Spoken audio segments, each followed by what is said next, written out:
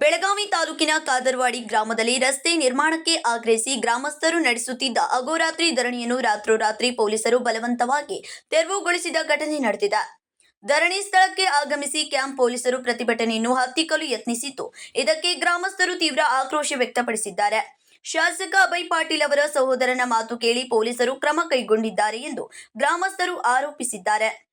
ರಸ್ತೆ ನಿರ್ಮಾಣ ಎಂಬ ನ್ಯಾಯಸಮ್ಮತ ಬೇಡಿಕೆಯನ್ನು ಮುಂದಿಟ್ಟು ಶಾಂತಿಯುತವಾಗಿ ನಡೆಯುತ್ತಿದ್ದ ಹೋರಾಟವನ್ನು ದಮನ ಮಾಡಲಾಗುತ್ತಿದೆ ಎಂದು ಆರೋಪಿಸಿ ಕಾದರವಾಡಿ ಗ್ರಾಮಸ್ಥರು ಕ್ಯಾಂಪ್ ಪೊಲೀಸರ ನಡೆ ವಿರುದ್ಧ ಕಿಡಿಕಾರಿದ್ದಾರೆ. ಘಟನೆಯಿಂದ ಗ್ರಾಮದಲ್ಲಿ ಉದ್ವಿಗ್ನ ವಾತಾವರಣ ನಿರ್ಮಾಣವಾಗಿದ್ದು, ರಸ್ತೆ ಸಮಸ್ಯೆಗೆ ತಕ್ಷಣ ಪರಿಹಾರ ನೀಡುವಂತೆ ಗ್ರಾಮಸ್ಥರು ಆಡಳಿತದ ಮೇಲೆ ಒತ್ತಾಯಿಸಿದರು. हॉस्पिटलमध्ये काय बी झालं याला हॉस्पिटलमध्ये काय बी झालं पोलीस प्रशासनाची जबाबदारी हा हॉस्पिटलमध्ये काय बी झालं आपकी जिम्मेदारी आपकी जिम्मेदारी हाँ सर उसको कुछ भी हुआ तो जिम्मेदारी कौन लेगा उसकी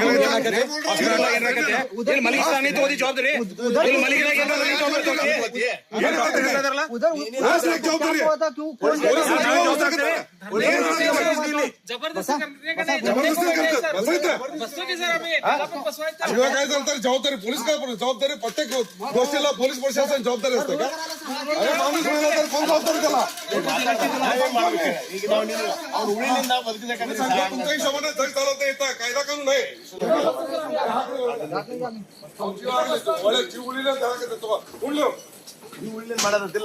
ಪೊಲೀಸರಿಗೆ ಏನ್ ಮಾಡ್ರಿ ಹಂಗ ನಿಮ್ ತೊಂದ್ರೆ ಆಗ್ಬಾರ್ದಂತೇಳಿ ನಾವ್ ಮಾಡಿದ್ರೆ ನೀವು ಮಸ್ತ್ ಹೇಳ್ತೇವೆ, ನೀ ಹೇಳ ಕೇಳಕ್ ಆಗೋದಿಲ್ಲ.